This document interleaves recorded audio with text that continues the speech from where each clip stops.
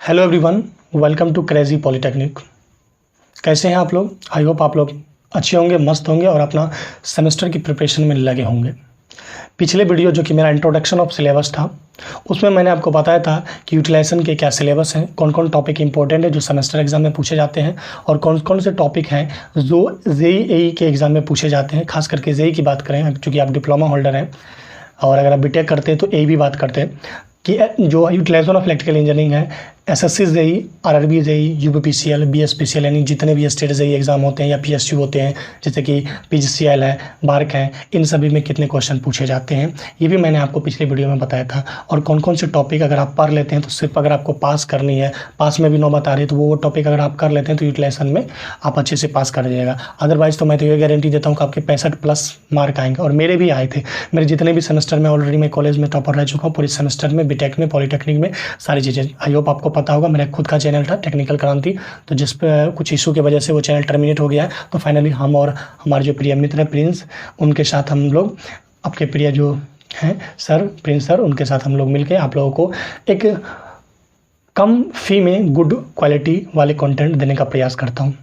तो आज हमारा ये फर्स्ट लेक्चर है यूटिलाइजेशन ऑफ इलेक्ट्रिकल इंजीनियरिंग का, जिसमें हम देखने वाले हैं इल्यूमिनेशन में हम क्या देखने वाले हैं। इल्यूमिनेशन में जो रिलेटेड टर्म होते हैं, जैसे कि लाइट है, लुमिनस फ्लक्स है, लुमिनस इंटेंसिटी है, यहाँ से क्वेश्चन आपके एग्जाम में, सेमेस्टर एग्जाम में फिक्स रहते हैं और यहाँ से ऑब्जेक्टिव भी बनते हैं SSC JE, RRB JEE, state JEE के एग्जाम में, जो कि मैं आपको सेकेंड लेक्चर में न्यूमेरिकल के साथ साथ ऑब्जेक्टिव भी करवाऊंगा। तो आपको ऑब्जेक्टिव की टेंशन नहीं लेनी है, 20 में 20 सही होगा और कहाँ से ऑब्जेक्टिव आता है ऑलरेडी मैंने पिछले वीडियो में बता दिया, तो आप वहाँ जाकर चेक कर सकते हैं। अदरवाइज आपको कोई भी टेंशन लेने का जरूरत नहीं है। अभी थोड़ा सा वीडियो जो है इरेगुलर आ रही है, बस रहते कुछ मेरा थोड़ा सा बिजी शेड्यूल है। अदरवाइज जो है 25 मई के बाद जो आपका वीडियो रेगुलर आएगी, तो आपको घबराने की जरूरत नहीं, जस्ट चिल रहिए और एंजॉय कीजिए लेक्चर को। चलिए, तो आज के जिस टॉपिक में हम वीडियो में मेनली जो देखने वाले हैं, खास करके ये डिफिनेशन एंड रिलेटेड इल्यूमिनेशन के टर्म, जैसे कि इसमें पहला है लाइट, लुमिनस फ्लक्स है, लुमिनस इंटेंसिटी है, ल्यूमेन है, कैंडल पावर है, इल्यूमिनेशन फ्लक्स है, एमएचसीपी है, फिर एमएससीपी है, ये सारी चीज़ें हैं।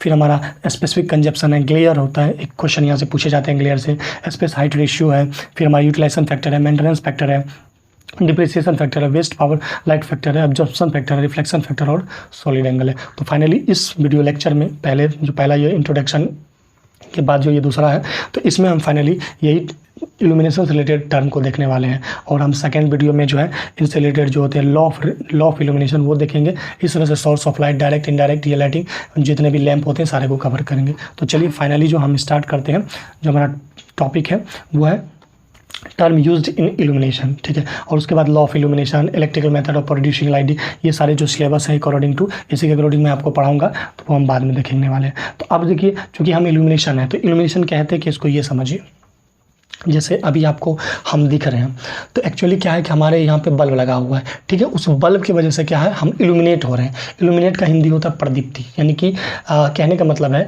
कि लाइट क्या है, काउज है, रिजल्ट यानी कि उसका जो इफेक्ट है वो होता है इल्यूमिनेशन। लाइट की वजह से क्या होता है, इल्यूमिनेशन होता है।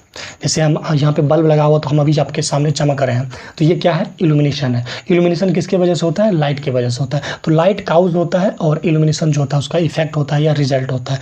तो इल्यूमिनेशन कहने का मतलब है कि जब लाइट रेडिएट होती है किसी सरफेस पे, इस फिनोमेना को ही हम क्या कहते हैं, इल्यूमिनेशन कहते हैं। तो इल्यूमिनेशन का सिंपल सा मतलब होता है लाइट की वजह से किसी ऑब्जेक्ट का चमकना क्या कहलाता है, इल्यूमिनेशन कहलाता है। और इल्यूमिनेशन फिनोमेना का ही जो हम लोग बिल्डिंग के फ्लूड लाइटिंग जो होता है, जो बिल्डिंग को खूबसूरती को निखारता है, जैसे ताजमहल के सामने लगा दिया जाता है, या एडवर्टाइजमेंट हम करते हैं अपने मॉल का या जो भी आपका शॉप है उसका, तो वो इल्यूमिनेशन है। तो पूरी चीज़ों को अच्छे से देखने वाले हैं। तो सबसे पहले इल्यूमिनेशन देखने से पहले आपको ये पता होनी चाहिए कि लाइट क्या होती है, ठीक है। तो सबसे पहले हम ये देखेंगे, जैसा कि आप यहाँ पीपीटी के साथ देख सकते हैं, as you know that almost human activity depend on the, लगभग सारी एक्टिविटी जो होती है वो डिपेंड होती है लाइट पे।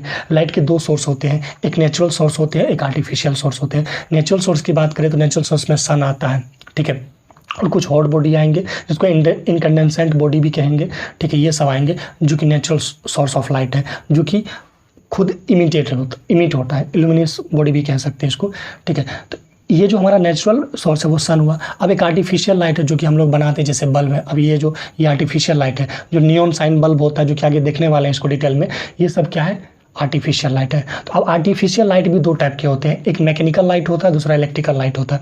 मैकेनिकल लाइट क्या होता है? तो मैकेनिकल लाइट आपने देखा होगा, आज से लगभग 10 साल पहले की बात करें तो जब गाँव घर में बिजली नहीं की सुविधा नहीं होती थी, हम लोग जो है लालटेन जला के पढ़ते थे या फिर डिबिया जला के पढ़ते थे, तो वो क्या है, मैकेनिकल है। तो आप यहाँ फोटो के साथ भी देख सकते हैं कि जो हमारा ये मैकेनिकल लाइट है, ये आप सामने में देख सकते हैं कि ये क्या है, मैकेनिकल लाइट है, जो मशीन से ऑपरेट की जाती है, या फिर जो डिबिया होता है, या फिर जो लालटेन होता है, मोमबत्ती होता है, मोमबत्ती नहीं कहेंगे, मतलब ये सारी चीज़ें जो है मैकेनिकल लाइट में आती है। और जो इलेक्ट्रिकल लाइट तो आप देख ही रहे हैं, जो सामने आप देख रहे हैं, ये हमारा क्या है, इलेक्ट्रिकल लाइट है। तो दो टाइप के आर्टिफिशियल लाइट होते हैं, एक हमारा इलेक्ट्रिकल, दूसरा होता है मैकेनिकल। तो आजकल जो आप देख सकते हैं ये सारी चीज़ें जो अभी जो सारी चीज़ें जल रही है, जो बल्ब है LED जल रहा है, पहले इससे पहले CFL था, CFL में कुछ पोल्यूशन होता था जिसके वजह से जो उसको हटा के आजकल हम LED यूज़ करते हैं। उससे पहले इनकैंडेसेंट लैंप 10 रुपये का जो रेड बल्ब आता था वो, तो ये सब क्या है, लाइट, इलेक्ट्रिकल लाइट। तो ये सब चीज़ें अब देखिए यहाँ पे कुछ रीज़न लिखा होगा कि मैकेनिकल लाइट का क्या रीज़न है जो वो यूज़ नहीं किया जाता है। एक ये देखिए, ये टॉपिक आपके नहीं है, लेकिन ये बेसिक डेवलप करने के लिए ज़रूरी, क्योंकि मैं आपको सिर्फ सेमेस्टर पॉइंट ऑफ व्यू से नहीं पढ़ा रहा हूँ, JEE पॉइंट ऑफ व्यू से भी पढ़ा रहा हूँ, ताकि आपके एक भी क्वेश्चन नहीं छूटेंगे। अभी मैं आपको इस लेक्चर के सीरीज़ के बाद नेक्स्ट लेक्चर में आपको ऑब्जेक्टिव क्वेश्चन भी करवाऊंगा। तो आप देखिएगा जितने क्वेश्चन प्रीवियस में पूछे गए वो आपसे बनेंगे, और जो जनरली SSC JEE के ही क्वेश्चन आपके सेमेस्टर एग्जाम में भी ऑब्जेक्टिव में पूछे जाते हैं वो भी मैं आपको दिखाऊंगा। तो यहाँ पे देखिए कि due to poor performance of the mechanical light are totally replaced by electrical light. जो मैकेनिकल लाइट का परफॉर्मेंस होता है वो काफ़ी लो होता है, प्लस उसमें क्या होता है कि पोल्यूशन होता है, ठीक है, जैसे धुआं धक्कर, ये सब चीज़ों की वजह से हम लोग आजकल इलेक्ट्रिकल लाइट यूज़ करते हैं। तो the electrical light are mainly used for the decorative purpose, सजाने के लिए, जैसे कि मॉल वगैरह को सजाने के लिए देखे होंगे आपने, एडवर्टाइजमेंट के लिए, ट्रैफिक कंट्रोल के लिए, मेडिकल फील्ड में किया जाता है, और स्ट्रीट लाइटिंग होता है, चौक चौराहे पर जो लगा होता है, ठीक है। तो यहाँ पे मेनली हम इलेक्ट्रिकल लाइट का यूज़ करते हैं। तो अब ये देख चुके हैं कि ये मैकेनिकल और इलेक्ट्रिकल लाइट क्या होते हैं। इसका मेनली जो अगर आपके से क्वेश्चन में भी पूछा जाए, अदरवाइज पूछने के कोई चांसेस नहीं बनते हैं, क्वेश्चन पूछा जा सकता है कि इलेक्ट्रिकल लाइट के क्या एडवांटेज है। तो मेनली एडवांटेज है क्लीननेस, इसमें किसी तरह का पोल्यूशन नहीं होता है। उसके बाद ईजी टू कंट्रोल, काफ़ी एक ही स्विच ऑन ऑफ करते हैं तो हमें कंट्रोल कर लेते हैं, ठीक है। दूसरी बात इकोनॉमिकल होता है, इसमें कोई खर्चा नहीं। तो लेकिन अगर जब डिबिया जलाते हैं, लालटेन जलाते हैं, उसमें केरोसिन लगता है। फिर ईजी टू हैंडल भी है। उसके बाद STD आउटपुट है, मतलब आउटपुट जो है एकदम, जो हम अभी जो आप लाइट देख रहे हैं एकदम कांस्टेंट है। लेकिन डिबिया हो या लालटेन हो, उसमें क्या होता है कि धीरे धीरे जब केरोसिन खत्म होते जाएगा, जो कैपिलरी के थ्रू हो जाती है, तो अलग फिजिक्स का टॉपिक हो जाता है। कहने का मतलब जो हमारा ये लाइट जो है, अभी जो आप लाइट है ये स्टडी लाइट है, स्टडी आउटपुट देता है, मतलब कि फिक्स्ड अमाउंट में ल्यूमिनियस देता है या लाइट देता है। लेकिन जो डिबिया होता है, लालटेन होता है, एक्चुअली उसमें क्या होता है कि समय के साथ, यानी केरोसिन जब घटते जाता है तो उसका जो लाइट भी डिम होते जाता है। बेटर रिलायबिलिटी, इस पर हम विश्वास भी कर सकते हैं। उसके बाद suitable for almost all purpose, ठीक है। अब तो ऐसा तो नहीं कि आप डिबिया या फिर लालटेन को एडवर्टाइजमेंट पर्पस है या स्ट्रीट लाइट में या फिर ट्रैफिक लाइट में यूज़ करेंगे, तो वहाँ पे भी आपको इलेक्ट्रिकल लाइट ही यूज़ करना पड़ेगा, ना कि मैकेनिकल लाइट। तो आई होप आप समझे होंगे। आपको ज़्यादा से ज़्यादा फीडबैक देनी है मेरे लेक्चर, क्योंकि ये फर्स्ट टाइम मैं किसी एप्लीकेशन पे लेक्चर ले रहा हूँ और काफ़ी मेहनत भी कर रहा हूँ, काफ़ी टाइम लगा रहा हूँ। सबसे पहले तो PPT बना रहा हूँ नोट से, देन आपके लिए लेक्चर ले रहा हूँ। तो आप लोग ज़रूर अपना फीडबैक दीजिएगा मेरे दिए गए नंबर पर। मैंने आपसे पहले भी बताया था 6206, और कोई प्रॉब्लम हो तो जो है आप इस नंबर पर कंसल्ट करके ऑल टाइम पूछ सकते हैं, या कोई PDF किसी चीज़ के रिगार्डिंग। चलिए अब यहाँ पे बात करते हैं, जो हमारा टॉपिक स्टार्ट होता है लाइट। तो यहाँ पे सबसे हम समझते हैं सबसे पहले कि एक्चुअली लाइट क्या है। तो देखिए, लाइट देखा जाए तो कुछ नहीं है। लाइट क्या है कि एक एक्सटर्नल काउज होता है जिसके वजह से हम किसी चीज़ को देख पाते हैं। जैसे हमारे पास सपोज ये डब्बा है, ये डब्बा क्यों दिख रहा है? क्योंकि ये जो हमारे पास सामने जो बल्ब है, उस बल्ब के वजह से क्या होता है, बल्ब से इंसिडेंट रे आता है। चूँकि आप लोग ये सब 12th या 10th में पढ़े होंगे लाइट चैप्टर में। तो ये जो डब्बा है रेड, चलिए ये जो मोबाइल का डब्बा है, ये एक्चुअली दिख रहा है। इसका रीज़न है कि जो बल्ब से लाइट की रे आ रही है, इंसिडेंट रे आ रही है, वो रिफ्लेक्ट होके हमारी आंखों तक आ रही है, जिस वजह से ये चीज़ें हमें क्या हो रही है, विजुअल हो रही है। लेकिन इसके सामने, यानी कि जो रिफ्लेक्टेड रे है उसके सामने अगर हम ये हाथ डाल दें तो ये चीज़ें हमें नहीं दिखेगी, ठीक है। तो कोई चीज़ हमें दिखता है, उसका मेनली रीज़न होता है लाइट का रिफ्लेक्शन, यानी कि लाइट के ही वजह से हमें कोई चीज़ दिखती है बाय यूजिंग रिफ्लेक्शन फिनोमेना, ठीक है। आई होप इतना समझेंगे। ऑलरेडी ये सब 9th 10th में है, सॉरी 10th 12th में है, तो अब पढ़े होंगे। अब यहाँ पे बात करते हैं लाइट। तो लाइट एक इलेक्ट्रोमैग्नेटिक वेव होता है। दो वेव होते हैं, एक इलेक्ट्रोमैग्नेटिक वेव होता है, एक मैकेनिकल वेव होता है। कितने होते हैं? एक होता है हमारा EMW इलेक्ट्रोमैग्नेटिक वेव, और दूसरा होता है हमारा मैकेनिकल वेव। देखिए, जो इलेक्ट्रोमैग्नेटिक वेव होता है उसको मीडियम की ज़रूरत नहीं होती, यानी कि किसी भी मीडियम की ज़रूरत नहीं होती। जो मैकेनिकल वेव होती है उसमें मीडियम की ज़रूरत होती है, चाहे वो सॉलिड हो, लिक्विड हो या फिर गैस हो। जैसे साउंड को ट्रैवल करने के लिए मीडियम की ज़रूरत होती है। विदाउट साउंड मतलब विदाउट मीडियम के साउंड ट्रैवल नहीं होता। जैसे अगर हम बोल रहे हैं, बीच में कोई बंदा है, तो यहाँ क्या होता है, एयर पार्टिकल होता है। एयर पार्टिकल की वजह से क्या होता है, जो हमारा साउंड है वो अदर पर्सन को सुनाई देता है। लेकिन यहाँ बीच में एयर नहीं हो तो वो उसको सुनाई नहीं देगा। बगल में बैठा है तो भी नहीं सुनाई देगा, क्योंकि साउंड को ट्रैवल करने के लिए मीडियम की ज़रूरत होती है। इसीलिए वो मैकेनिकल वेव, ना कि इलेक्ट्रोमैग्नेटिक वेव। जो इलेक्ट्रोमैग्नेटिक वेव होता है उसमें मीडियम की ज़रूरत नहीं होती। जैसे सनलाइट से जो है, सन से जो हमारा लाइट आ जाता है अर्थ तक, क्योंकि बीच में तो वैक्यूम है तो भी आ रहा है, तो कहने का मतलब वो इलेक्ट्रोमैग्नेटिक वेव है। सर ये इलेक्ट्रोमैग्नेटिक वेव क्या होता है, तो सिंपली समझिए इलेक्ट्रोमैग्नेटिक वेव क्या होता है। एक नाम है उसमें इलेक्ट्रो, दूसरा नाम है मैग्नेटिक। तो क्या होता है कि आपको मालूम होना चाहिए, थोड़ा सा डेप्थ में जा रहे हैं चीज़ों को समझने के लिए।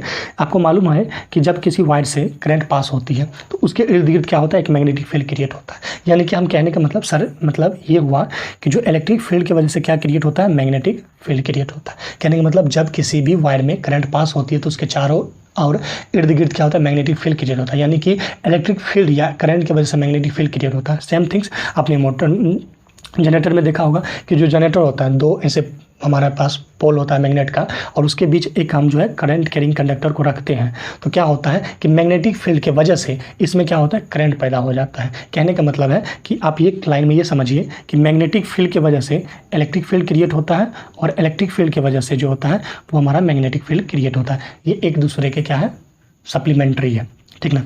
तो अब यहाँ पे अगर हम इसको देखें, ये हमारा इलेक्ट्रोमैग्नेटिक वेव, ठीक है। आप देख सकते हैं कि जो इलेक्ट्रोमैग्नेटिक वेव होता है वो एक दूसरे के 90 डिग्री पे परपेंडिकुलर, यानी कि कह सकते हैं परपेंडिकुलर होता है।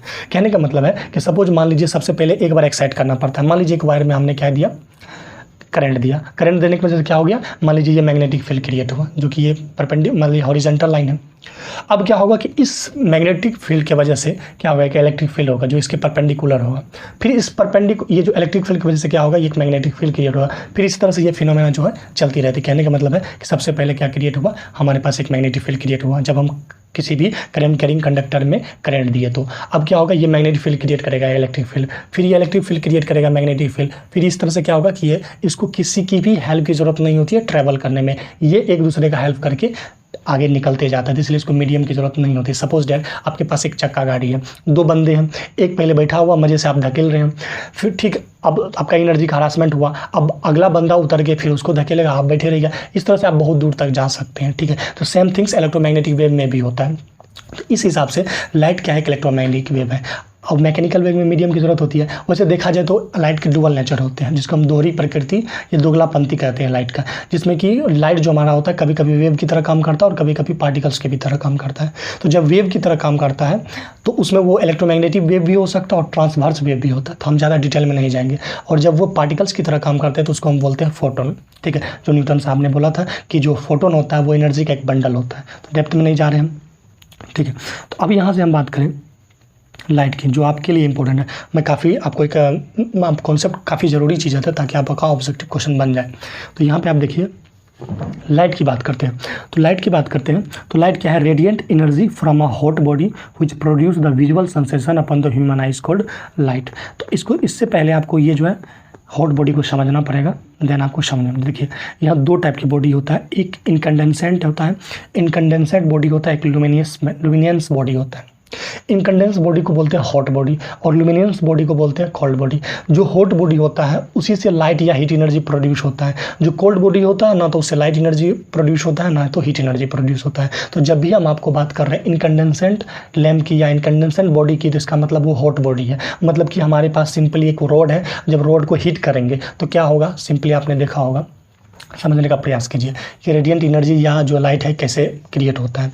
सपोज हमारे पास एक रॉड होता है, रोड है, इस रोड को क्या करेंगे, मान लीजिए गैस पे लेके गए और इसको हीट कर रहे हैं, हीट करते गए टेम्परेचर को हम क्या करें, बढ़ाते जा रहे हैं, तो क्या होगा, ये रोड गर्म होगा। जब ये रोड गर्म होगा तो दो टाइप की एनर्जी लिबरेट करेगी, यानी कि बाहर निकालेगी। कहने का मतलब है हमारे पास एक लोहे का रोड है, ठीक है। उस लोहे के रोड को अगर हम गैस स्टोव पे लेके जाके गर्म करते हैं तो टाइम के साथ जैसे जैसे हम टेम्परेचर को बढ़ाते हैं तो हमारे पास दो एनर्जी रिलीज होगी। एक तो हीट एनर्जी की फॉर्म में, यानी कि हीट के फॉर्म में एक एनर्जी रिलीज होगी, और ये नॉर्मल मतलब जब हमारा लो टेम्परेचर होता है तब ये हीट के फॉर्म में एनर्जी रिलीज करेगी। लेकिन जैसे ही एक सर्टेन टेम्परेचर जब एक्सीड होता है तो यही हॉट बॉडी क्या होता है कि लाइट एनर्जी भी प्रोड्यूस करने लगता है। तो आपने देखा होगा कि जब रोड ज़्यादा गर्म होता है तो वो लाइट जैसा चमकने लगता है। तो कहने का मतलब है कि जो इनकंडेंसेंट बॉडी है या हॉट बॉडी, दोनों का मतलब एक ही है। जब भी हम बात करेंगे इनकंडेंसेंट की तो इसका सिंपल सा मतलब होता है हॉट बॉडी। हॉट बॉडी से दो चीज़ें एनर्जी, हॉट बॉडी अगर है तो उससे लाइट एनर्जी प्रोड्यूस होगी, दूसरा हीट एनर्जी निकलेगी। तो आइए इसी को डिटेल में समझने का प्रयास करते हैं।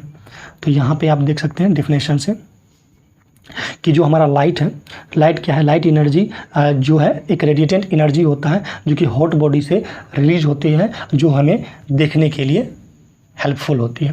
नेक्स्ट वन है, इसको हम एक्सप्रेस करते हैं लुमेन आवर में। ये क्या है नहीं, आगे हम बात करेंगे। और इसको डिनोटेड करते हैं थीटा से, और कहीं कहीं इसको क्यू से भी डिनोट किया जाता है। तो वो आप पे डिपेंड करता है या फिर जो क्वेश्चन में क्या दे रहेगा ये से डिपेंड करता है। अब देखिए नेचर ऑफ जो रेडिएटेंट एनर्जी होता है मेनली डिपेंड करता है टेम्परेचर ऑफ हॉट बॉडी में। जो बॉडी हॉट है, कहने का मतलब है हॉट बॉडी के टेम्परेचर पे मेनली हमारा रेडिएंट एनर्जी डिपेंड करता है। कहने इसका मतलब ये हुआ कि जब आपका टेम्परेचर लो होता है, जैसे मान लीजिए जो रोड है उसका टेम्परेचर लो होता है, तो उस कंडीशन में वो सिर्फ और सिर्फ हीट एनर्जी लिबरेट करते हैं, यानी कि हीट एनर्जी बाहर निकालते हैं। लेकिन उसका जो टेम्परेचर एक सर्टेन टेम्परेचर जो है एक्सीड हो जाता है, तो उस कंडीशन में वो हीट के साथ साथ लाइट एनर्जी भी रेडिएट करता है। तो कहने का मतलब है कि जो नेचर ऑफ रेडिएंट एनर्जी जो होता है मेनली डिपेंड करता है temperature of the body, hot body पे। तो यहीं से आपसे एक क्वेश्चन बन गया, ये ऑब्जेक्टिव क्वेश्चन है जेईई एग्जाम के। तो ये जितने भी पॉइंट नोट किए गए हैं सारे एग्जाम जेईई एग्जाम में क्वेश्चन जो लाइन बाय लाइन पूछे जाते हैं वही चीज़ें हैं। तो चलिए, आई होप आप समझे होंगे क्या हमने आपको बताने का प्रयास किया। तो अब यहाँ पे बात करते हैं कि रेडिएंट एफिशिएंसी क्या होता है। तो रेडिएंट एफिशिएंसी की बात करें तो रेडिएंट एफिशिएंसी होता है कि energy radiate out in the form of light, यानी कि जब आप को मैंने अभी बताया कि एक रॉड है, जब आप इस रॉड को गर्म करते हैं तो इससे दो टाइप की एनर्जी निकलती है, हीट एनर्जी, दूसरा लाइट एनर्जी। तो हमें तो मतलब है, चूँकि हम इल्यूमिनेशन पढ़ रहे हैं तो हमें तो मतलब है सिर्फ लाइट से, हीट से कोई लेना देना है नहीं। ना तो हम हीटर पढ़ रहे हैं ना माइक्रोवेव पढ़ रहे हैं जो हम हीट से लेना देना होगा, हमें सिर्फ लाइट से लेना देना होगा। तो अगर मान लीजिए इसका जो टोटल रेडिएंट एनर्जी होगा, टोटल रेडिएंट एनर्जी का मतलब होता है, इस रॉड का टोटल रेडिएंट एनर्जी का मतलब होता है लाइट प्लस हीट दोनों, लेकिन हमें सिर्फ लाइट से काम होता है। तो रेडिएंट एफिशिएंसी का यहाँ क्या मतलब हुआ कि जो हमें लाइट एनर्जी आउटपुट में मिल रही है और जो टोटल रेडिएंट एनर्जी है, इन दोनों के रेशियो को हम क्या बोलते हैं, रेडिएंट एफिशिएंसी। तो वही चीज़ें यहाँ पर लिखी गई है कि जो रेडिएंट एफिशिएंसी होती है वो होता है energy radiated out from the light, और उसके बाद है total energy radiated out of the body, यानी कि दोनों फॉर्म में जो होता है यहाँ पे होगा सिर्फ लाइट एनर्जी और नीचे में होगा लाइट प्लस हीट एनर्जी। तो आई होप आप समझे होंगे, अगर कोई भी डाउट हो तो आप पूछ सकते हैं। नेक्स्ट वन है कि जो रेडिएंट एफिशिएंसी होता है वो डिपेंड करता है mainly temperature of source of body से, कि कितना टेम्परेचर है। कम टेम्परेचर है तो सिर्फ हीट एनर्जी निकलेगी, ज़्यादा टेम्परेचर होगा तो क्या होगा, हीट प्लस लाइट दोनों निकलेगी। अब देखिए मैक्सिमम रेडिएंट एफिशिएंसी जो होता है वो मेनली 6200 डिग्री सेल्सियस पे ये मैक्सिमम रेडिएंट एफिशिएंसी अकर होती है। मैक्सिमम रेडिएंट एफिशिएंसी का जो वैल्यू होता है वो 0.2 या 20% होता है। ये दोनों क्वेश्चन जेईई एग्जाम में ऑलरेडी पूछे जा चुके हैं। पॉइंट है, colour of light sense by human eyes are different due to difference in the wavelength of light radiation.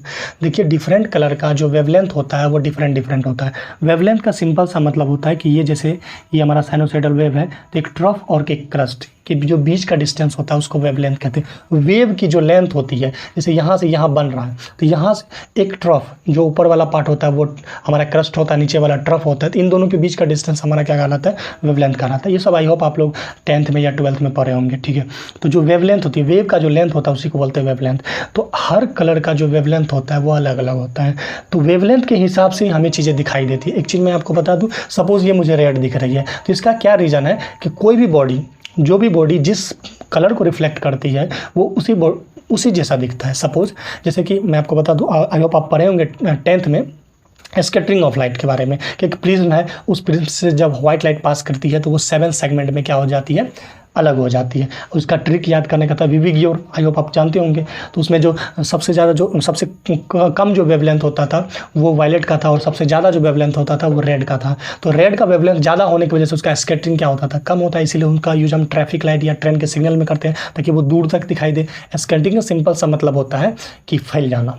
जब जो भी लाइट की एनर्जी फैल जाएगी तो फिर वो ज़्यादा दूर तक नहीं जाएगी, ठीक है। तो इसीलिए जिसका वेवलेंथ ज़्यादा होता है उसका स्कैटरिंग क्या होता है, कम होता है। इसीलिए रेड का जो वेवलेंथ ज़्यादा होने के कारण उसका स्कैटरिंग कम होता है, इसलिए उसका यूज़ जनरली हम लोग सिग्नल वगैरह में करते हैं। अब ये देख सकते हैं, ये इसका जो लाइट जो होता है रेड का वो काफ़ी दूर तक जाती है, कुहासा हो, फॉगिंग हो, स्मोक हो, यानी कि जो धुआं धक्कर है दूर तक जाती है। जो वायलेट का वेवलेंथ होता है वो कम होता है, इसलिए उसका स्कैटरिंग ज़्यादा होता है, इसलिए वो दूर ज़्यादा नहीं जा पाती है। तो ये सब चीज़ें ऑलरेडी आप जानते होंगे।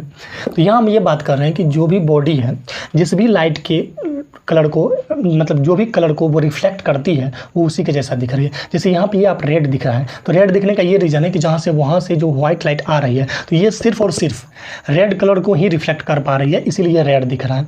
ठीक है, अगर हमारे पास ये मोबाइल है, अगर ये हमारे पास मोबाइल है, ये देखिए ब्लैक है, तो ब्लैक का रीज़न क्या है कि ब्लैक कोई भी ऑब्जेक्ट कब दिखता है कि जब वो कोई भी लाइट की रे आ रही है और सबको वो ऑब्जॉर्व कर ले, अवशोषित कर ले, तब वो ब्लैक दिखता है। तो आप ये समझिए कि ब्लैक दिखने का सिंपल सा मतलब होता है जब लाइट को वो पूरी का तरीके खा जाता है तो उसको वो ब्लैक दिखता है। और जो सभी के सभी यानी कि जो सातों कलर को अगर रिफ्लेक्ट कर देता है तब वो वाइट दिखता है, और बाकी वो जिस कलर को कर पाता है वो वैसा ही दिखता है। जैसे ये रेड को कर पा रहा है तो रेड दिख रहा है, और ये जो अगर वाइट की बात करें तो ये वाइट क्यों दिख रहा है, क्योंकि ये जो वाइट लाइट आ रही है वो सारे कलर, चूँकि जो वाइट लाइट होता है वो 7 सेगमेंट होता है, 7 कलर का कंबाइंड ग्रुप होता है, तो ये सभी 7 कलर को रिफ्लेक्ट कर पा रही है, इसीलिए वाइट दिख रहा है। तो अभी आप समझे होंगे बात को। ठीक है, तो कहने का मतलब है जो कलर ऑफ लाइट डिपेंड करता है मेनली कलर क्या बोलते हैं, लाइट के वेवलेंथ पे। तो आप यहाँ से देख सकते हैं फिगर के साथ अच्छे से समझने का प्रयास कीजिएगा कि ये देखिए सबका अलग अलग होता है कि रेडियो विजुअल लाइट की रेज होती है, नॉन विजुअल होती है, रेडियो वेव होती है, माइक्रोवेव होती है, बहुत सारी चीज़ें होती है। आप यहाँ देख सकते हैं सबका यहाँ पे रेंज भी दिया गया। जब आपको ये पीपीटी नोट सेक्शन में मिलेगा तो आप वहाँ जाके देख लीजिएगा डाउनलोड करके। तो फाइनली आप यहाँ देख सकते हैं कि जो विजुअल रेंज होता है ह्यूमन आई का, मतलब हम कितने रेंज के लाइट को या कलर को देख पाते हैं, तो वो होता है ह्यूमन आइज का जो रेंज होता है वो 4000 एंगस्ट्रॉम से 7500 एंगस्ट्रॉम के बीच होता है। ये एंगस्ट्रॉम क्या है, तो एक एंगस्ट्रॉम बराबर होता है 10⁻⁻8 सेंटीमीटर। ये न्यूमेरिकल पॉइंट ऑफ व्यू से इंपॉर्टेंट है, इसलिए याद रखिएगा कि जो 1 एंगस्ट्रॉम बराबर होता है वो 10⁻⁻8 सेंटीमीटर होता है। अगर इसी चीज़ को मीटर में लिखना चाहे तो एक एंगस्ट्रॉम बराबर होता है 10⁻10 मीटर। तो ये न्यूमेरिकल पॉइंट ऑफ व्यू से इंपॉर्टेंट है, कहीं कहीं ये क्वेश्चन रहेगा आने वाले समय में मैं आपको बताऊंगा। तो एक एंगस्ट्रॉम बराबर हो गया 10⁻⁻8 सेंटीमीटर, अगर सेंटीमीटर, और अगर मीटर में बात करें तो 10⁻10 मीटर होगा। ठीक है, ये रेंज नैनोमीटर में यहाँ पे मेंशन किया गया है। जो विजुअल रेंज होता है ह्यूमन आई के लिए, यहाँ तक कि जो वेवलेंथ होती है उसको हम देख पाते हैं। तो यहाँ पे और भी रेज है, जैसे कि गामा रेज का यहाँ पे वेवलेंथ दिया गया है, और एक्सरे का, यूवी रे का, इंफ्रारेड का, रेडियो वेव का। तो ये सब चीज़ें आपके JEE exam point of view से इंपॉर्टेंट है, बाकी आपके semester exam point of view से इंपॉर्टेंट नहीं है। तो आपकी इच्छा, आप याद करते हैं या छोड़ देते हैं। यहाँ पे सेल्फ लुमिनियस जो बॉडी जो है खुद से लाइट इमिट करती है तो उसको सेल्फ लुमिनियस बोलते हैं, और नॉन लुमिनियस जो बॉडी खुद से लाइट इमिट नहीं करती उसको बोलते हैं नॉन लुमिनियस। जैसे कि सन क्या है, खुद से लाइट इमिट कर रही है, वो कैसे हो रहा है, तो हाइड्रोजन प्लस हाइड्रोजन मिलकर हीलियम बना रहा है, जिसकी वजह से जो न्यूक्लियर वहाँ फ्यूजन हो रहा है उस वजह से जनरेट हो रहा है। फिर स्टार है, लाइट है, बल्ब वगैरह, ये सेल्फ लुमिनियस होता है। नॉन लुमिनियस मतलब क्या होता है कि दूसरे की वजह से चमक रहा है, जैसे हम खुद लाइट इमिट नहीं कर रहे हैं, हम चमक रहे हैं किसके वजह से भाई, तो उस बल्ब की वजह से, तो हम नॉन लुमिनियस ऑब्जेक्ट हुए। चलिए नेक्स्ट बात करते हैं। अब हम नेक्स्ट जो है, अब यहाँ पे ये चीज़ें जो आपको याद रखनी चाहिए कि जैसे कि जो वायलेट होता है उसका जो वेवलेंथ होता है नैनोमीटर में ये होता है, एंगस्ट्रॉम में हमारा ये होता है। यहाँ से डायरेक्ट क्वेश्चन एग्जाम में या तो आपके सेमेस्टर एग्जाम में या जेईई एग्जाम में पूछे जाते हैं। इसमें समझने की कोई बात नहीं है, इसको रटने वाला चीज़ है, इसको रट लीजिएगा। जो कलर का वेवलेंथ है वायलेट के लिए आप देख सकते हैं इतना एंगस्ट्रॉम है, और रेड के लिए इतना है। ठीक है, अब यहाँ पे एक बात करते हैं रिलेटिव सेंसिटिविटी की। तो सर ये रिलेटिव सेंसिटिविटी क्या होता है उसको समझने का प्रयास करते हैं। तो रिलेटिव सेंसिटिविटी जो होता है, sensitivity of human eyes to light to different wavelength is vary according to percentage according to age और कंडीशन। कहने का मतलब एज के अकॉर्डिंग भी वेवलेंथ वेरी करता है, और जो सराउंडिंग लाइट का कंडीशन कैसा है उसके वजह से, जैसे कि मान लो बुढ़ापा में हमें बहुत लाइट दिखाई नहीं देता, तो एज पे भी डिपेंड करता है। प्लस सराउंडिंग का कंडीशन कैसा है, मान लो कि जो हमारा छत है इसका सीलिंग या फिर जो वॉल का पेंटिंग किस तरह से है, उस हिसाब से उस पर भी हमारा रिलेटिव सेंसिटिविटी डिपेंड करता है। तो जब सबसे ज़्यादा जो रिलेटिव सेंसिटिविटी होता है वो येलो का होता है, और वायलेट का क्या होता है सबसे कम होता है। इसीलिए येलो का क्या होता है मैक्सिमम होता है, और जो वायलेट का होता है वो मिनिमम होता है। तो जो sensitivity of eye to yellow and green is taken in the unity 100%, और under dim light first appears disappear violet colour and yellow of last. कहने का मतलब अंधेरे कमरे में मेनली करके पीला कलर ज़्यादा दिखाई देता है, इसीलिए जो वर्कर होते हैं वो जो है पीले कपड़े पहन के जनरली काम अपना करते हैं। तो पीला कपड़ा जो है डिम लाइट में भी दिखता है, और जो वायलेट होता है वो डिम लाइट में नहीं दिखता है। ठीक है, इस बात का ध्यान रखिएगा। अब यहाँ पे सेंसिटिविटी ऑफ ह्यूमन आइज का है, तो अब ये देखिए परसेंटेज वेरी करते रहता है अलग अलग चीज़ों के लिए। तो खैर ये चीज़ें आपके लिए ज़रूरी उतना है नहीं। तो यहाँ पे नेक्स्ट वन हम देखते हैं प्लेन एंगल के बारे में, कि प्लेन एंगल एक्चुअली क्या है। ठीक है, और उसके बाद सॉलिड एंगल, ये इसका ज़रूरत पड़ेगा। देखिए जो प्लेन एंगल की बात करें तो ये 2D पे बनता है। तो 2D पे बनने वाला एंगल प्लेन एंगल होता है, और 3D पे बनने वाला एंगल जो होता है हमारा सॉलिड एंगल होता है। आई होप आप नहीं समझे होंगे तो हम समझाने का प्रयास करते हैं। जैसे कि आपका जो कॉपी का पेज है वो क्या है 2D है। 2D का मतलब होता है जिसमें लंबाई और चौड़ाई हो और कुछ ना हो, तो उसको बोलते हैं 2D। तो सपोज ये 2D पे जब दो लाइन एक दूसरे पर इंटरसेक्ट करती है तो वहाँ जो झुकाव पैदा होता है उसी को बोलते हैं एंगल, और वो एंगल कौन होगा? प्लेन एंगल होगा। ये सप्लीमेंट्री यूनिट होता है। आई होप फिजिक्स में आप यूनिट एंड डायमेंशन में पढ़े होंगे, प्लेन एंगल और सॉलिड एंगल। प्लेन एंगल का जो यूनिट होता है वो रेडियन होता है, और सॉलिड एंगल का जो यूनिट होता है वो स्टेरेडियन होता है। अभी समझेंगे। तो प्लेन एंगल की बात करें तो क्या होगा कि जब एक 2D पे सिंपली ये दो लाइन जब इंटरसेक्ट करती थी, यहाँ पे जो एंगल थीटा एंगल बना, that is your plane angle, और इसका यूनिट जो होता है वो रेडियन होता है। और लार्जेस्ट प्लेन एंगल की बात कीजिएगा, क्योंकि यहाँ पे थीटा जो बनेगा वो क्या होगा? ये जो आर्क बनेगा, आर्क बाय क्या हो जाएगा? रेडियस। आर्क बाय क्या हो जाएगा? रेडियस हो जाएगा। तो यहाँ जो अगर हम मान लीजिए मैक्सिमम प्लेन एंगल कितना हो सकता है, तो मैक्सिमम प्लेन एंगल मतलब एक सर्कल ही ना होगा। यहाँ से अगर बात करें एक सर्कल होगा, तो एक सर्कल का पूरा जो सरकमफ्रेंस होता है वो होता है 2πr। नीचे में क्या होगा? रेडियस, उसका आर कट जाएगा तो कितना हो जाएगा? 2π रेडियन। तो लार्जेस्ट प्लेन एंगल जो होता है वो कितना हो सकता है? 2π हो सकता है। तो ये आपके जेईई एग्जाम का क्वेश्चन है और सेमेस्टर एग्जाम में भी पूछे जा सकते हैं। अब मेनली हमें प्लेन एंगल से मतलब नहीं है, प्लेन एंगल को थीटा से दिखाते हैं। मेनली हमें मतलब है सॉलिड एंगल से, यही आगे बार बार यूज़ करेंगे। तो देखिए सॉलिड एंगल क्या है? सॉलिड एंगल मेनली 3D की वजह से बनता है। 3D पे बनता है। 3D मतलब जिसमें लंबाई चौड़ाई ऊंचाई दोनों। जैसे ये 3D है हमारा, ये मोबाइल क्या है? 3D है। इसमें देखिए ये लंबाई भी है, ये चौड़ाई भी है, और ये हमारा थिकनेस यानी कि जो हाइट भी है। और हमारा जो एक पेज है, कॉपी का जो पेज है वो 2D है, उसमें सिर्फ लंबाई और चौड़ाई है। तो 2D पे बनने वाला जो एंगल होता है वो हमारा प्लेन एंगल होता है, और उसका यूनिट रेडियन होता है। सॉलिड पर जो बनने वाला होता है वो हमारा सॉलिड एंगल होता है। चलिए, तो सॉलिड एंगल क्या है? Angle made by at a point in area in space. Suppose यहाँ पे एक पॉइंट है, ये हमारा हाथ है, इसका अगर हमको एंगल निकालना है तो आप एक एंगल इधर ऐसे, तो मतलब स्पेस में जो एंगल बनता है वो हमारा होता है सॉलिड एंगल। आई होप आप नहीं समझे होंगे तो इसको ऐसे समझने का प्रयास कीजिए इस फोटो से, तो आपको समझ में आ जाएगा। ये हमारा प्लेन एंगल का है। अब यहाँ पे देखिए ये स्फीयर है, तो मान लीजिए ये स्फीयर में ये पार्ट अगर हम काट के निकालते हैं तो यहाँ जो एंगल बनेगा ओमेगा वो हमारा होगा सॉलिड एंगल। आई होप फिर भी नहीं समझे होंगे तो आप यहाँ से समझिए। ये जो कोनिकल पार्ट है अगर हम इसको काट के निकालते हैं, क्योंकि लाइट इसी तरह से रेडिएट होती है, ठीक है ना, इस यहाँ पे जो एंगल बनेगा वो हमें होगा ओमेगा। तो यहाँ पे आप देख सकते हैं कि यहाँ पे देखिए स्टेरेडियन का क्या है। जैसे यहाँ पे जो ये बल्ब जलेगा तो इस तरह से लुमिनियस फ्लक्स हमारा निकलेगा। ये क्या होता है लुमिनियस फ्लक्स, आगे देखेंगे। तो यहाँ जो हमारा एंगल बनेगा वो होता है ओमेगा। तो आई होप कुछ चीज़ें आप समझे होंगे।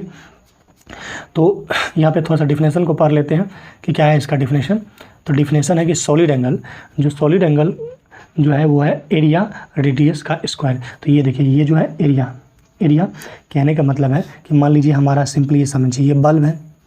अब ये बल्ब हर डायरेक्शन में क्या होगा? लाइट को इमिट करेगी। लेकिन हमारे पास यहाँ पे एक बॉडी है जो कि ए एरिया का है। तो हम ये बस जानेंगे कि इस पे कितना लाइट आ रहा है। हमें ऑल डायरेक्शन से नहीं मतलब है, हमें इस ऑब्जेक्ट के एरिया पे डिपेंड करेंगे। मतलब ऑब्जेक्ट को देखेंगे कि ये जो हमारा ऑब्जेक्ट है उसके कितने एरिया पे हमारा ये लुमिनस फ्लक्स आ रहा है, उसी को बोलते हैं सॉलिड एंगल। तो ये जो सॉलिड एंगल होगा वो क्या होगा? ये तो यहाँ पे रेडियस हो जाएगा इसका, और ये क्या होगा? इसका एरिया है इस सरफेस का। तो जो हमारा सॉलिड एंगल होगा वो एरिया बाय रेडियस का स्क्वायर होता है, A/r स्क्वायर, जिसको यूनिट होता है स्टेरेडियन।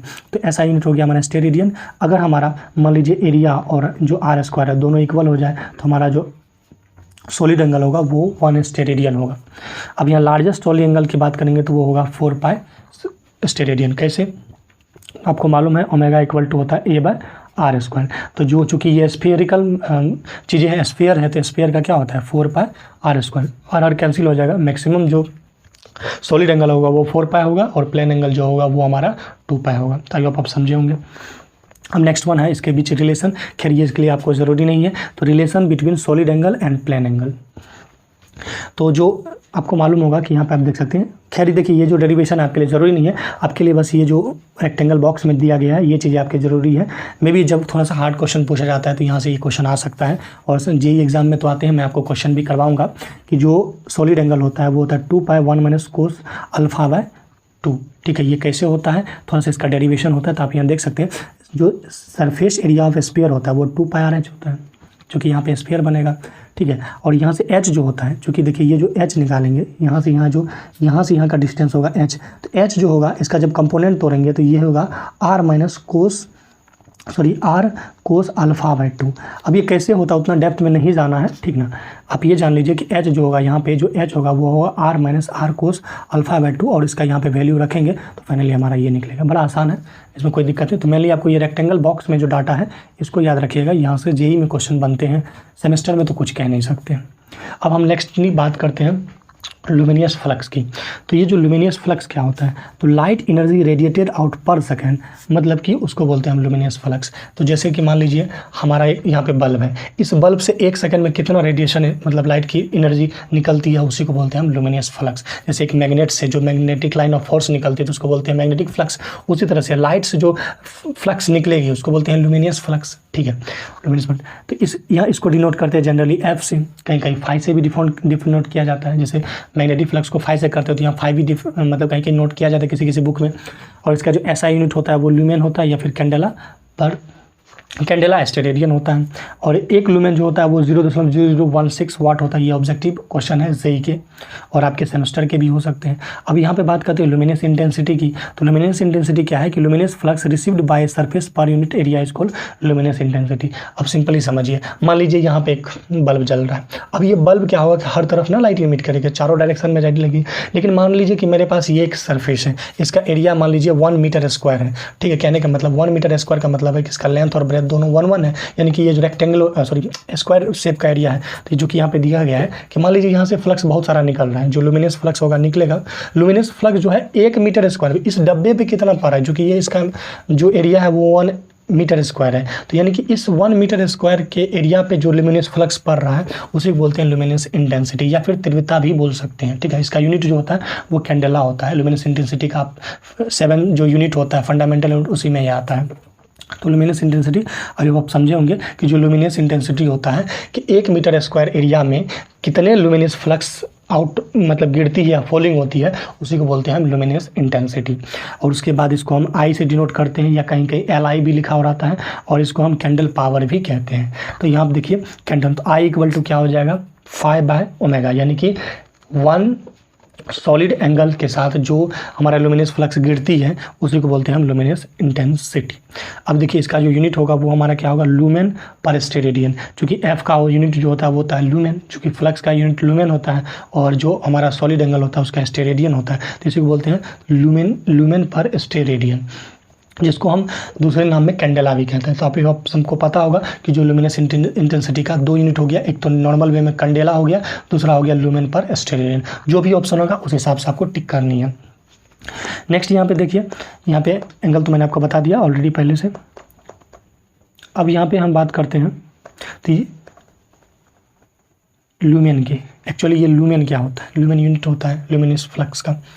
अब देखिए luminous flux emitted in a unit solid angle by the source of 1 candle power is called the lumen. तो जो लुमिनस फ्लक्स होता है उसी का तो यूनिट होता है लुमेन। तो लुमेन सिंपली क्या है कि 1 यूनिट सॉलिड एंगल में, यानी कि जब हमारा ओमेगा इक्वल टू 1 हो और 1 कैंडल पावर यानी कि 1 CP अगर पावर इमिट हो रही है, यानी कि लुमिनस फ्लक्स इमिट हो रही है, तो उसी को बोलते हैं लुमेन। तो लुमेन इक्वल टू होता है CP × ओमेगा, ठीक है। नेक्स्ट वन होता है कैंडल पावर। सर ये कैंडल पावर क्या होता है, तो कैंडल पावर होता है light radiating capacity of source in a particular direction. एक पार्टिकुलर डायरेक्शन में कितनी लाइट रेडिएट हो रही है या लुमिनस फ्लक्स रेडिएट हो रही है, उसी को हम बोलते हैं कैंडल पावर। अभी कैंडल पावर भी डिफरेंट टाइप के होते हैं। एक होता है मीन स्फेरिकल कैंडल पावर, एक होता है मीन हॉरिजॉन्टल कैंडल पावर, एक होता है मीन हेमिस्फीयर कैंडल पावर। तो 3 टाइप के कैंडल पावर होते हैं। देखिए अभी हम कैंडल पावर की जब भी बात करेंगे तो पार्टिकुलर डायरेक्शन में बात करते हैं। एक पार्टिकुलर डायरेक्शन में कितने लुमिनस फ्लक्स इमिट हो रही है, उसी को बोलते हैं कैंडल पावर, ठीक है। तो जो CP होता है वो लुमेन बाय क्या होता है ओमेगा होता है। ओमेगा बोले तो सॉलिड एंगल, ठीक है। तो बार बार सॉलिड एंगल आएगा, आपको याद रखिएगा एट ए गिवन डायरेक्शन। लेकिन इसमें क्या होता है गिवन डायरेक्शन होता है। अब यहाँ पे थोड़ा सा इल्यूमिनेशन समझ लेते हैं। इल्यूमिनेशन तो आपको पहले से बता दिया कि जो लाइट होता है वो काउज होता है, लेकिन इल्यूमिनेशन क्या होता है इफेक्ट होता है। मैंने पहले बताया कि लाइट रीजन है, इल्यूमिनेशन उसका इफेक्ट है। और जो लुमिनस फ्लक्स क्या होता है कि जो luminous flux falling on the surface per unit area, जो लुमिनस फ्लक्स एक यूनिट एरिया पे गिर रही है उसी को बोलते हैं इल्यूमिनेशन या लक्स बोलते हैं। जो इल्यूमिनेशन का यूनिट होता है वो लक्स होता है, ठीक है। इल्यूमिनेशन लक्स एक ही बात है। इल्यूमिनेशन एक फिनोमेना है। जब लाइट गिरे किसी ऑब्जेक्ट पे गिरती है तो वो चमकता है, इसी चमकने के फिनोमेना को हम इल्यूमिनेशन बोलते हैं। अभी हम मेनली हम कैंडल पावर की चर्चा कर रहे थे। तो कैंडल पावर मेनली क्या होता है कि एक पार्टिकुलर डायरेक्शन में जितनी लाइट मतलब जितने जो ल्यूमिनस फ्लक्स है वो रेडिएट होती है, उसको हम बोलते हैं कैंडल पावर। तो अब कैंडल पावर तीन टाइप के हैं, मैंने आपको बताया। पहला है MSCP यानी कि मीन स्फेरिकल कैंडल पावर। अब ये स्फेयर है तो स्फेयर का मतलब है कि ये चारों डायरेक्शन में, मतलब ऑल डायरेक्शन में क्या होगा, अपनी ल्यूमिनस फ्लक्स को इमिट करेगा। और जो कि पूरा जो स्फीयर होता है वो कितना होता है, 4 पाई होता है। अभी हम बात करेंगे यहाँ पे, देखिए जो मीन स्फेरिकल पावर, आपको कोई भी डिफिनेशन रटने का जरूरत नहीं है, जो भी रेशियो है बस वो याद रखिए और सब में लगा दीजिए द रेशियो बिटवीन, ये लगाना। अभी मैं आपको बताऊंगा। तो MSCP का मतलब होता है मीन स्फेरिकल कैंडल पावर। ये जैसे गोला है, वो गोला क्या होगा कि हर तरफ लाइट हमारा इमिट करेगा, ठीक है। ये जो गोला होगा हमारा हर तरफ लाइट इमिट करेगा। देखो यहाँ पे लिखा हो mean of candle power in all direction in all plane. तो जैसे ये गोला है तो ये क्या होगा, हर डायरेक्शन में हर प्लेन में क्या होगा, लाइट इमिट करेगा। तो उसका एक एवरेज वैल्यू जो होता है, उसका जो एक मीन वैल्यू होता है, उसी को बोलते हैं हम मीन स्फेरिकल कैंडल पावर। यानी कि जो MSP होगा वो total flux in lumen by क्या हो जाएगा, 4 पाई। क्योंकि जो 4 पाई होगा ना, जो स्फीयर है ना, तो स्फीयर का क्या होता है, 4 पाई होता है। 4 पाई हो गया तो MSP बराबर क्या हो गया, 4 पाई। अब है नेक्स्ट वन हमारा MHSCP। तो ये होता है mean Hemy spherical candle power. यहाँ थोड़ा सा मिस्टेक हो गया है, यहाँ पे हेमी होगा। हेमी का मतलब होगा, जैसे यहाँ पे अभी स्फीयर की बात करें, हेमी का मतलब होता है आधा स्फीयर। तो अब क्या होगा कि ये जो लाइट इमिट करेगी सिर्फ एक पार्टिकुलर डायरेक्शन, या तो ऊपर करेगा या तो नीचे करेगा, उसको बोलते हैं हम mean Hemy spherical candle power. तो mean Hemy spherical candle power क्या होगा कि mean of the candle power और in all direction within the hemisphere either above either below. कहने का मतलब है या तो ऊपर के डायरेक्शन में पूरे के पूरे जो लाइट इमिट करेगी यानी कि लाइट फ्लक्स निकलेगी, या फिर नीचे के डायरेक्शन में। या तो ये कंडीशन ऐसे भी हो सकता है कि हमारा जो फ्लक्स ऐसे ही, जिसको हम डायरेक्ट लाइटिंग इनडायरेक्ट लाइटिंग कहेंगे, आगे देखेंगे इसको। तो ये क्या होता है हमारा mean Hemy spherical candle power, यानी कि एक हेमी के स्फीयर। जैसे ये देखिए, यहाँ से जो लाइट इमिट होगी, यहाँ से मान लीजिए एक लाइट जो ल्यूमिनस फ्लक्स इमिट होगी, उसको बोलेंगे mean hemisphere candle power. I hope आप समझे होंगे। और अगर पूरे गोले में यानी कि हर तरफ अगर हमारा कैंडल पावर यानी कि ल्यूमिनस फ्लक्स निकल रहा है तो उसको बोलते हैं मीन स्फेरिकल कैंडल पावर। एक और होता है जिसको हम बोलते हैं MHCP। तो MHCP क्या होता है, तो मीन हॉरिजॉन्टल कैंडल पावर होता है। मीन हॉरिजॉन्टल कैंडल पावर का मतलब होता है कि सपोज ये मान लीजिए यहाँ पे इस हॉरिजॉन्टल प्लेन पे कितना ल्यूमिनस फ्लक्स आ रहा है, उसको बोलते हैं मीन हॉरिजॉन्टल कैंडल पावर। जैसे मान लीजिए यहाँ पे मैंने बल्ब जलाया, यहाँ पे मैंने बल्ब जलाया, तो ये तो लाइट हर जगह जाएगी, ये लाइट क्या होगा, हर जगह जाएगी। लेकिन हमें क्या मतलब है, सिर्फ हॉरिजॉन्टल प्लेन से मतलब है, हमें मतलब है सिर्फ हॉरिजॉन्टल प्लेन से। इस हॉरिजॉन्टल प्लेन पे हमारा जितना भी ल्यूमिनस फ्लक्स आएगा उसी को बोलेंगे हम मीन हॉरिजॉन्टल कैंडल पावर, यानी कि mean of candle power in all direction on horizontal plane which passes through the source is called MSCP। तो आई होप आप समझे होंगे मैं आपको क्या प्रयास किया। कैंडल पावर 3 टाइप के, एक MHCP था, एक MHCP, एक MSCP था। तो 3 टाइप के। एक मीन स्फेरिकल कैंडल पावर, तो ऑल डायरेक्शन में जब कैंडल पावर का एवरेज निकालते हैं तो उसको बोलते हैं मीन स्फेरिकल कैंडल पावर। और हेमी स्फेयर, या तो ऊपर या तो नीचे, मान लीजिए इस डायरेक्शन में है या तो ऊपर या तो नीचे, तो उस वाले को बोलते हैं mean Hemy spherical candle power. और हॉरिजॉन्टल में सिर्फ हॉरिजॉन्टल प्लेन पे कितना ल्यूमिनस फ्लक्स है या ल्यूमेन है, उसी को हम बोलते हैं mean horizontal candle power. Next one है लैंप एफिशिएंसी। देखिए एफिशिएंसी का मतलब सिंपली होता है आउटपुट बटा इनपुट। अब देखिए मान लीजिए आप इलेक्ट्रिकल इंजीनियर है, तो आउटपुट क्या है, तो सपोज मान लीजिए मेरा एक कोई सर्किट है, हमने इनपुट दिया 10 वोल्ट और मिला मान लीजिए मेरा 12 वोल्ट, तो आउटपुट हो गया। ये सब चीज़ आप जानते हैं। तो अब यहाँ पे चूँकि एफिशिएंसी में लैंप एफिशिएंसी की हम बात करें तो आउटपुट में हमको मिल क्या रहा है, आउटपुट में आपको मिल रहा है ल्यूमिनस फ्लक्स।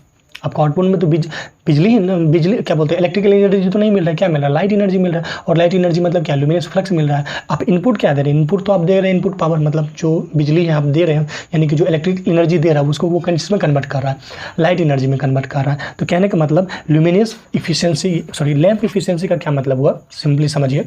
लैंप एफिशिएंसी का मतलब हुआ कि जो हमारा ल्यूमिनस फ्लक्स बाय क्या होता है, इनपुट पावर, कितना लाइट निकला, कितना ल्यूमिनस फ्लक्स निकला और कितना हम पावर दिए, 5 वोल्ट दिए, 5 बार दिए, 10 बार दिए, क्या दिए, तो उसको हम बोलते हैं लैंप एफिशिएंसी। तो लैंप एफिशिएंसी क्या है, ratio of luminous flux to the input power. तो इसका मतलब है कि ल्यूमिनस फ्लक्स का यूनिट लूमेन होता है और इनपुट पावर का यूनिट क्या हो जाएगा, वाट हो जाएगा।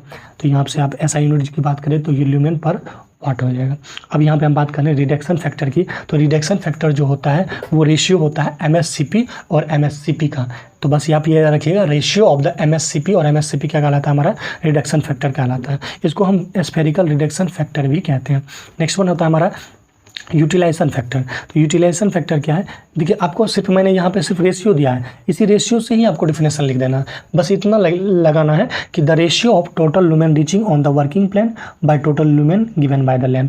कहने का मतलब है कि सिंपली ये समझिए, मान लीजिए हमारे पास ये हमारा बल्ब है, ठीक है, तो ये जो है टोटल लुमेन निकालेगा, जो लुमिनस फ्लक्स निकालेगा, तो हर डायरेक्शन में निकालेगा। लेकिन मेरा वर्किंग प्लान यही है, वर्किंग प्लान का मतलब है कि जितना पे सिर्फ हमें काम है, जैसे वर्किंग प्लान मान लीजिए हमको इतने पे काम है कि इतना पे दूर हमको पढ़ना है, तो लाइट सिर्फ इतनी दूर आनी चाहिए।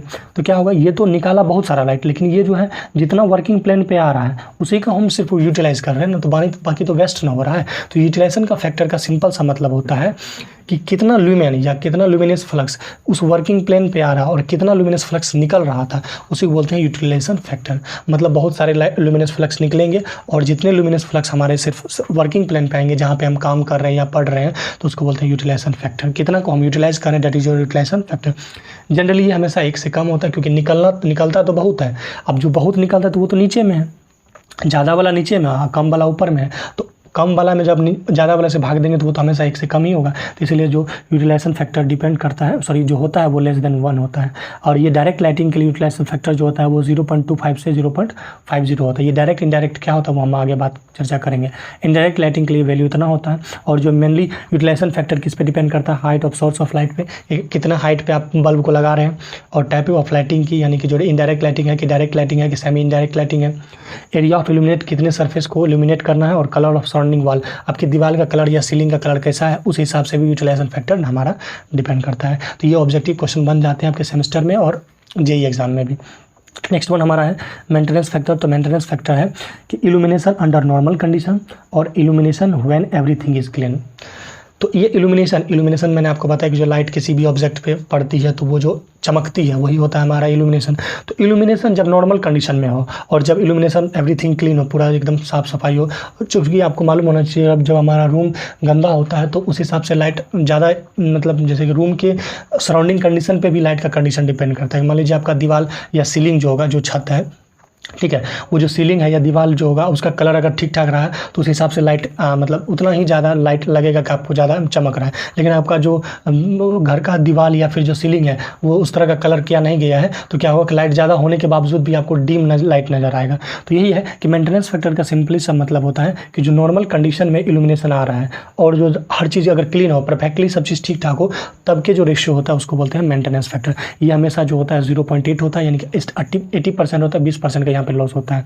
तो ये है डायरेक्ट एग्जाम में क्वेश्चन पूछा जाता है कि जो मेंटेनेंस फैक्टर का जो वैल्यू होता है वो कितना होता है, 0.18 होता है।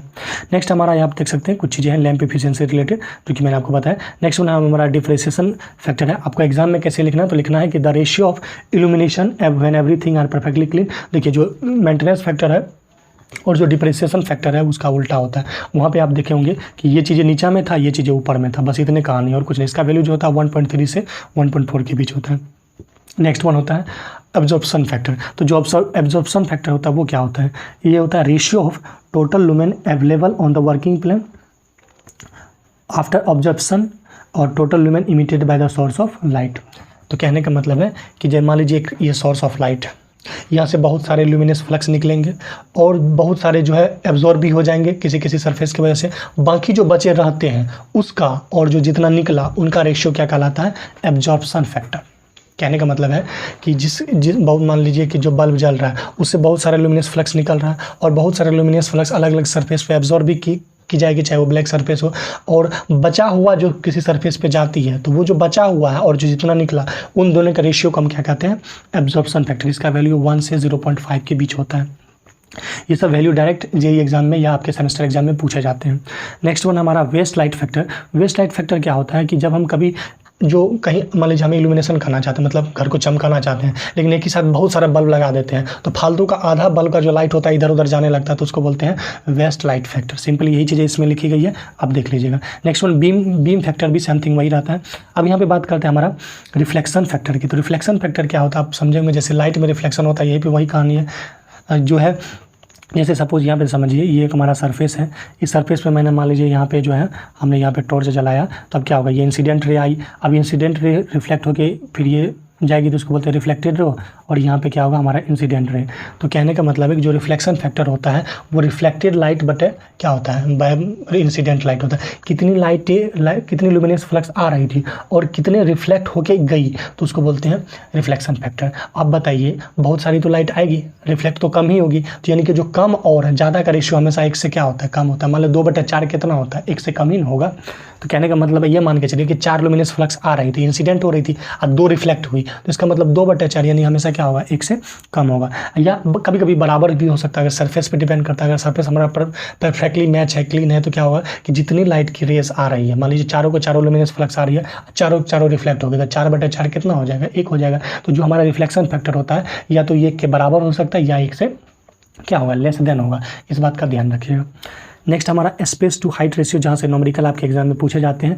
इसका नाम में है, देखिए बहुत सारे जो यहाँ टर्म है इसके नाम में से आप लिख सकते हैं। जैसे स्पेस टू हाइट रेशियो है, तो स्पेस जैसे मान लीजिए कहने का मतलब है मुझे बल्ब लगानी है, तो ये 2 खंबा है, 2 पोल है, या ठीक है, इस दोनों खंबे के बीच का जो डिस्टेंस होगा उसको बोलेंगे स्पेस। और हाइट यानी कि कितने दूर पे बल्ब को लगाना है, तो उसी को बोलते हैं स्पेस टू हाइट रेशियो। तो यहाँ लिखा हुआ है हॉरिजेंटल डिस्टेंस बिटवीन 2 लैंप या ल्यूमेंस और mounting height of the lamp working plan. Figure के साथ देख सकते हैं।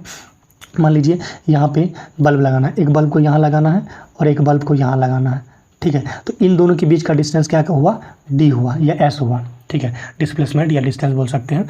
और इसका हाइट वर्किंग प्लेन से कितना है, इनके रेशियो को बोलते हैं स्पेस टू हाइट रेशियो। कहने का मतलब है कि जैसे ये सपोज हमारा बल्ब है, एक बल्ब यहाँ पे, सपोज ये हमारा बल्ब है, ये एक बल्ब यहाँ पे, एक बल्ब है, ये बीच का डिस्टेंस होगा स्पेस का डिस्टेंस, और हाइट मतलब जहाँ पे हम पढ़ रहे हैं वहाँ से इसका जो कितना हाइट है, इन दोनों के रेशियो को हम बोलते हैं स्पेस टू हाइट रेशियो। आपके एग्जाम में यहाँ से क्वेश्चन आते हैं।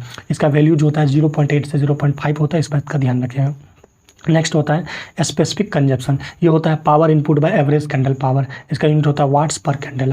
तो देखिए डिफिनेशन आप लिख दीजिएगा, the ratio of power input by average output, average candle power, उसको बोलते हैं स्पेसिफिक कंजप्शन। फिर हमारा ब्राइटनेस होता है, तो ब्राइटनेस का क्या सिंपल सा मतलब होता है, या लुमिनियस ब्राइटनेस मतलब होता है कि जैसे मान लीजिए आपने मोबाइल में देखा होगा, फोटो लेते समय ब्राइटनेस को इंक्रीज करते घटाते हैं, मैंने लाइट की इंटेंसिटी को क्या करना, बढ़ाना घटाना।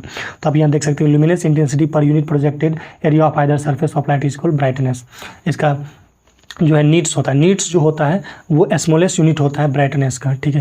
तो ये ऑब्जेक्टिव क्वेश्चन है कि जो स्मॉलेस्ट यूनिट ऑफ ब्राइटनेस का क्या होता है, नीट होता है, ठीक है। और बाकी ऐसा यूनिट जो होता है कैंडेला मीटर पर मीटर स्क्वायर होता है। प्रॉब्लम क्या है कि ज़्यादा ब्राइटनेस से हमारा रेटिना डैमेज हो जाता है by using photochemical effect. Photochemical मतलब लाइट की वजह से वहाँ पे जो केमिकली मतलब मांसपेशी पे रेटिना पे मांस बढ़ जाएगा, जिसकी वजह से क्या होगा, हमें चीज़ें दिखाई नहीं देगी, तो रेटिना डैमेज होगा। अब नेक्स्ट लास्टली है हमारा ग्लेयर, और उसके बाद हमारा कुछ एक नॉमेरिकल देख लेंगे। नेक्स्ट वीडियो में मैं आपको नॉमेरिकल करवाऊंगा क्योंकि वीडियो काफ़ी लंबा हो जाता है, ठीक है। नेक्स्ट वन हमारा ग्लेयर। तो ग्लेयर क्या है, तो समझने का प्रयास कीजिए। ग्लेयर जो है एक्चुअली क्या होता है कि जो ह्यूमन का आई होता है उसमें पीपुल होता है। जैसे थोड़ा सा समझाने की बात करें, यहाँ पे ये जो आँख है, ठीक है, यहाँ पे ये क्या होता है, पीपुल होता है, इसमें ये आइरिस होता है, ये जो है आइरिस होता है। आइरिस को कंट्रोल करता है जो सिलियरी मसल्स होता है। अब क्या होता है कि जो आइरिस होता है वो सिकुड़ता है, फैलता है, ताकि जो पीपुल का साइज़ बड़ा या छोटा हो जाए। तो जब कम लाइट होता है, डिम लाइट होता है ना, तो ये फैलता है ताकि लाइट ज़्यादा घुसे अंदर, तो चीज़ें ज़्यादा दिखाई दे। जब ज़्यादा लाइट आ जाता है, यानी कि ब्राइटनेस जब ज़्यादा हो जाता है, तो क्या होता है कि जो पीपुल होता है, यानी आइरिस जो होता है, पीपुल का साइज़ छोटा कर देता है ताकि कम से कम लाइट जाए। क्या होगा, कम से कम लाइट जाएगा, अगर ज़्यादा लाइट जाएगा एकाएक तो क्या होगा, इरिटेशन होगा, मतलब बेचैनी होने लगेगा, डिस्कम्फर्टेबल फील होगा, तो उसी को बोलते हैं हम ग्लेयर। तो आप यहाँ से इस डिफिनेशन से समझने का प्रयास कीजिए कि जो ह्यूमन आई होता है, जो ओपनिंग ऑफ पीपुल होता है, वो जनरली कंट्रोल करता है आइरिस। 10th में पढ़े होंगे आप, विच depend upon the intensity of light received by. इसलिए आप देखे होंगे कि जब सिनेमा घर से, जब सिनेमा हॉल है, सिनेमा हॉल से बाहर एकाएक निकलते तो अंधेरा छा जाता है। क्या होता है कि आप चूँकि लाइट में है, जैसे ही बाहर निकलते तो क्या होता है, मतलब आप अंधेरे में हैं, मतलब शुरुआती चूँकि पूरा बल्ब बंद होता है, जैसे ही आप दिन के लाइट में निकलते तो क्या होता है कि आप एकाएक चंदिया जाते, कुछ सामने आपका नज़र नहीं आता। या फिर आप ज़्यादातर धूप में काम करते हैं और एकाएक रूम में आ जाते तो क्या होता है, रूम आपको दिखाई नहीं देता, रूम में जो सामान रखा हुआ तो वो दिखाई नहीं देता। तो इसका यही रीज़न होता है, पीपुल का साइज़ बड़ा छोटा होते रहता है। तो ये exposing the bright source of the light, the pupil of the eye contract automatically in order to reduce the amount of light admitted and prevent the damage the retina. ठीक है, तो इज कॉल्ड ग्लेयर। तो glare क्या है, glare का अगर हम define करें एक सिंपल लैंग्वेज में, तो ग्लेयर क्या है कि the brightness within the field of vision of such a character so it cause discomfort and interference in the vision is called glare. तो ग्लेयर का सिंपल सा मतलब होता है चकाचौंध। ग्लेयर का सिंपल सा मतलब होता है गाइस चकाचौंध। ठीक है, तो ग्लेयर क्या है, चकाचौंध। मतलब कि जब बहुत हाई अमाउंट का लाइट हमारे आंखों में एंट्री करता है तो हमें डिस्कम्फर्ट फील होता है, थकान फील होता है, बेचैनी फील होता है, तो उस कंडीशन को कहते हैं ग्लेयर। तो ग्लेयर जैसे कैमरा का फ्लैश, जब कैमरा का फ्लैश एकाएक आंख पे पड़ती है तो क्या होता है, चकाचौंध फील होता है, या कार का हेडलाइट, ये सब चीज़ें। तो ये दो टाइप के ग्लेयर होता है, एक होता है डिस्कम्फर्ट ग्लेयर, दूसरा होता है डिसेबिलिटी ग्लेयर। अब यहाँ से एक नॉमेरिकल क्वेश्चन उसको देख लेते हैं और फाइनली बाकी जो 6 मार्क में क्वेश्चन आपके पूछे जाते हैं नॉमेरिकल, वो हम अलग वीडियो में देखेंगे और ऑब्जेक्टिव भी करेंगे। तो ये एक सिंपल सा क्वेश्चन है, एक ए lamp emitting light uniformly in all direction has MSCP। तो यहाँ पे MSCP दिया है, यहाँ पे देखिए MSCP हमारा दिया है, MSCP जो है वो 15 है, और जो MSCP का फार्मूला होता है गाइज वो क्या होता है, टोटल लुमिनियस फ्लक्स बाय क्या हो जाएगा 4π। तो यहाँ पे ये 15 दिया गया है। अब देखिए यहाँ से टोटल लुमिनस फ्लक्स निकालना है तो क्या हो जाएगा 15 × 4π। ठीक है, आप जब इसको कैलकुलेशन कीजिएगा तो पाई का वैल्यू होता है 3.14, कैलकुलेट कीजिएगा तो इसका जो आंसर आएगा वो आएगा 188.5 ल्यूमेंस। ठीक है, और भी न्यूमेरिकल क्वेश्चन हम अच्छे से करेंगे। ठीक है, तो आई होप ये फर्स्ट लेक्चर था, थोड़ा सा एरर हो सकता है, कोई मिस्टेक हो सकता है, तो आप जो है अपना फीडबैक, वैल्यूएबल फीडबैक ज़रूर दीजिएगा। और बाकी नेक्स्ट लेक्चर जो है शॉर्ट्स करने का प्रयास करूंगा। थोड़ा सा शुरू था तो थोड़ा सा डेप्थ में चले गए थे चीज़ों को लेके। नेक्स्ट वीडियो जो होगा लॉ ऑफ एल्यूमिनेशन होगा, फिर direct indirect source of lighting, ये सारी चीज़ें देखेंगे और कौन कौन से टॉपिक इंपॉर्टेंट है वो भी मैं आपको लास्टली बताते जाऊँगा। तो आई होप आप लोग इस वीडियो लेक्चर को एंजॉय किए होंगे। अगर आप लोग को फीडबैक देना हो तो दिए गए नंबर में फीडबैक दीजिए। धन्यवाद।